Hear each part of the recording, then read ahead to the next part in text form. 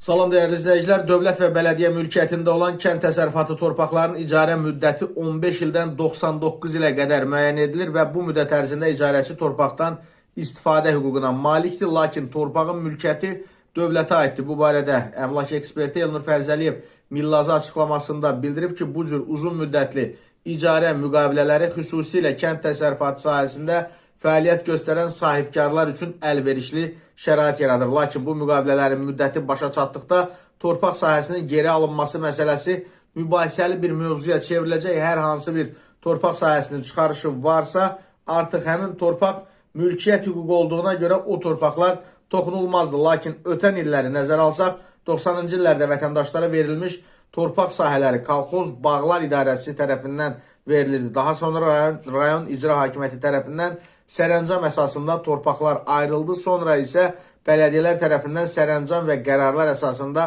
vətəndaşlara torpaq sahələri ayrıldı. Və ekspert bildirir ki, bu müddətli icarələr adətən böyük kənd təsərrüfatı layihələri, sənaye zonaları və ya turizm obyektləri üçün tətbiq olunur. Sıx yaşayış massivləri içərisində kiçik həcmli torpaq sahələri varsa və vətəndaş ondan istifadə edib tikməyibsə, o torpaq sahələri toxunulmur. Amma vətəndaş böyük əraziləri, hektarlar torpaq sahələri alıb təyinatı üzrə istifadə etməyib, həmin torpağı da özəlləşdirməyibsə, o torpaqlar dövlətin balansına geri qayıdır. Həmin torpaqlar dövlət torpağı tanındığına görə gələcəkdə həmin torpaqlar vətəndaşdan dövlət ehtiyacı üçün geri alına bilər. Araşdırmalar göstərir ki, Azərbaycanda 99 illik torpaq icarəsi hüquqi baxımdan mülkiyyət deyil, müqavilənin davam etdirilməməsi hüququ baxımından dövlətin mövqeyindən və ərazinin strateji əhəmiyyətindən asılıdır.